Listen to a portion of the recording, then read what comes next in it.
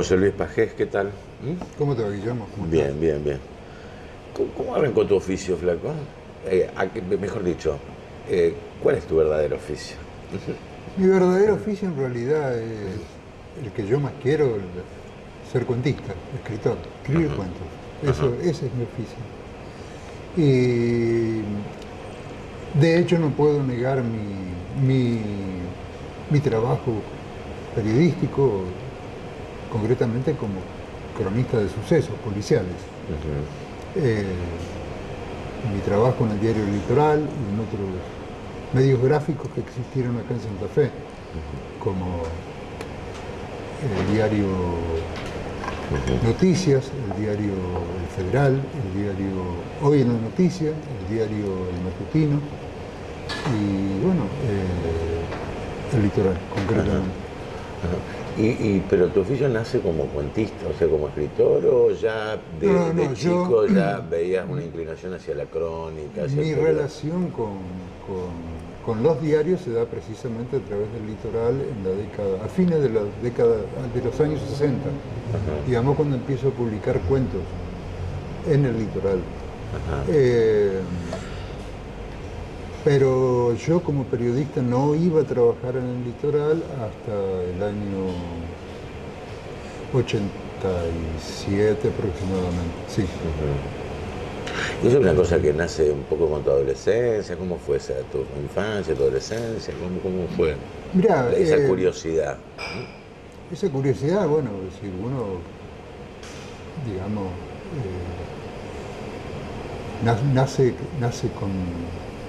nace en uno, digamos, aun cuando uno no es consciente de a dónde se aventura, digamos, ¿no? Es decir, cuando uno es una criatura todavía. Yo me acuerdo que en mi casa se vivía en un estado de exilio radial, digamos. En la época del peronismo, yo tenía menos de 8 años.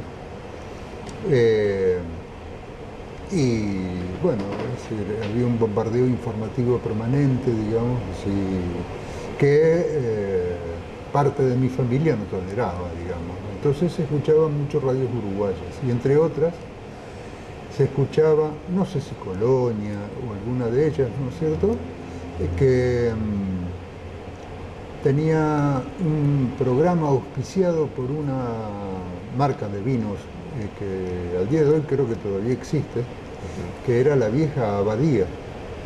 Y la Vieja Abadía presentaba todas las noches, ofrecía un cuento. Y eran cuentos de terror, eso lo recuerdo perfectamente bien.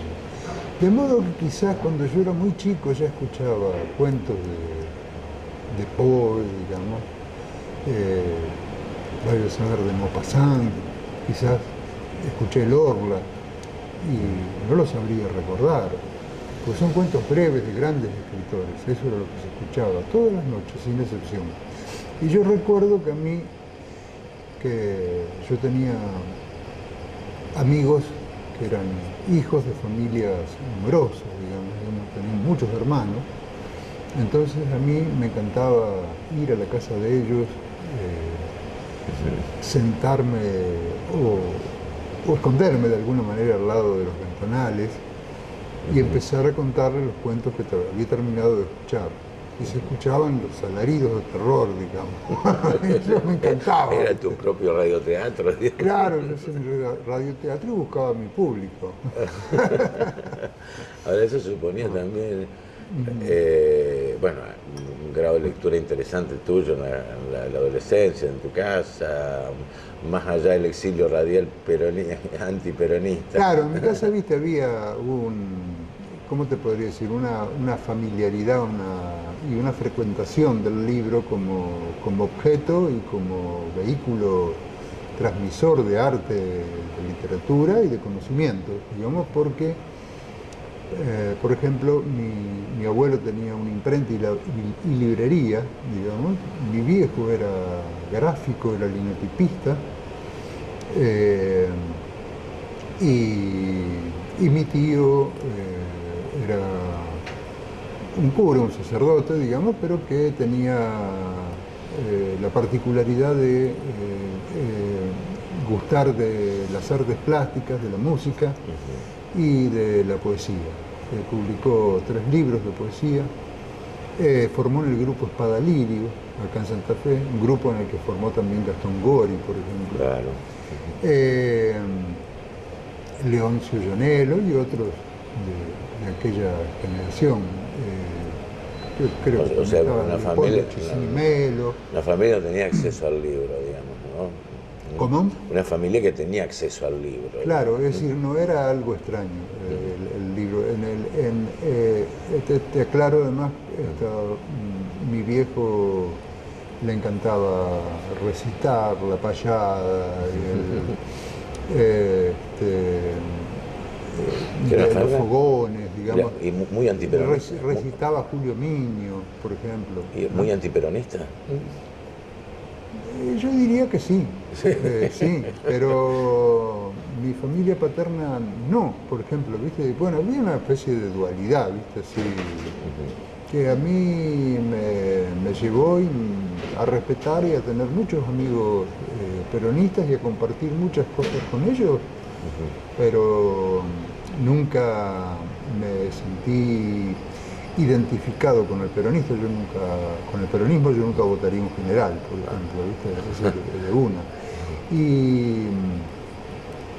Y otra cosa es decirte que, bueno, que conservo amistad y conservo un diálogo con mis amigos que a veces es ríspido, digamos, es duro, en algunos casos, por ejemplo, uno va al choque, saltan las chispas y bueno, digamos, se malogran algunas relaciones, digamos, ¿no? Pero eso no quiere decir, viste, que lo que pasa es que hay de mi parte una amplia coincidencia en cuanto a la defensa de las posibilidades de vivir y realizarse que tiene la gente en cuanto a su acceso a bienes, digamos, materiales y a la concreción de aspiraciones que tienen que ver con lo espiritual, con lo que tienen que ver con el futuro que se haga, ¿cómo se llama? Pero en el punto donde no me encuentro es en el tema de la libertad. En ese punto no tengo coincidencia. Claro. Es imposible hablar de ese tema.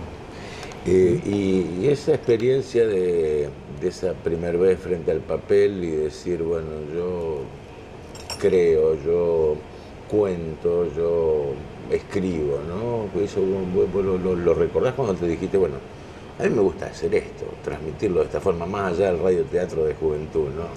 Claro, ya volcarlo, de infancia. Claro, de infancia, ya volcarlo al papel ya es distinto. Bueno, en la adolescencia yo intentaba escribir canciones, como todos los pibes de la época, andaba con una guitarra debajo del brazo. No se podía andar por la calle sin una guitarra debajo del brazo o un libro o algo por el estilo, ¿no? Es decir, era una especie de rito. Claro, sí, ¿no? Y bueno, intentaba yo escribir letras de canciones y lo hacía, pero se ve que no lo hacía muy bien, que digamos. Entonces un día me puse en contacto con un periodista, escritor él y cuentista también, muy bueno, que vivía a la vuelta de mi casa, oh casualidad. Y un amigo de mi edad, digamos, me dijo, vos tenés que hablar con Hugo Mandón, gran amigo de tu viejo, entre otras cosas, y periodista de la radio donde vos hiciste prácticamente la mayor parte de tu carrera, que es la radio universitaria, ¿no es cierto? También supo trabajar en la prensa gráfica, digamos, trabajó concretamente en el diario Litoral. Y Hugo fue el que más o menos te ayudó a enderezar en el camino de publicar. Claro, Hugo me hizo entender que la poesía no era para mí. Entonces, con mucho tacto, ¿viste? Con mucha sutileza. Claro, me insinuó la posibilidad de escribir, de hacer prosa, digamos, ¿no? Es decir, de contar lo que yo quería, de expresarme a través de la narrativa, digamos, ¿no? La narrativa hace como la poesía al arte literario, digamos, ¿no? Bueno, y en ese sentido ya empecé a explorar todo esto de esta posibilidad creativa, como quien dice, cuando tendría unos 13 o 14 años. Y a mí me gustaba mucho la historia por aquella época. Me acuerdo que... Sí, la historia argentina sobre todo. Sí. Esas fueron mis primeras lecturas, digamos. Digamos, y el pase o el, digamos, el tránsito a la crónica policial, ¿cómo fue? Es decir, ¿cómo después, o sea, de la narración del cuento, decir, bueno, yo hago sucesos policiales? Bueno, de eso tiene la culpa un amigo común que tenemos usted y yo, que se llama Roberto Mauler. Ah. Bueno, el caso es que yo trabajaba en el área de prensa de la jefatura de la policía de la provincia. Trabajé hasta 1977, hasta febrero de 1977. Donde, bueno, me echaron factor real o potencial de perturbación social, digamos, bueno, uno no congeniaba con esa gente, ellos se daban cuenta, bueno, la saqué barata, esto que te termino de definir tan rápidamente, si lo das vuelta como en un espejo y le pones un signo igual, te da por resultado la palabra subversivo. Sí. Sí, bueno. Y me quedé sin trabajo, no solamente en la administración pública, porque se me pedía el ingreso o el reingreso, digamos, en el ámbito municipal, provincial, nacional, o cualquier organismo que trabajara en relación como tercerizado, digamos, con el Estado o cosas por el estilo. Es más, cuando abre el diario... bueno, vos me preguntabas cómo empiezo yo.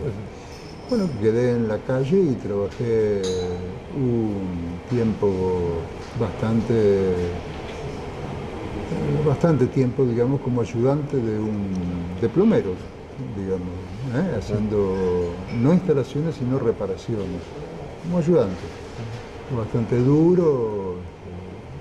Hice un aprendizaje, digamos, hasta que aprendí el oficio también, dicho sea de paso.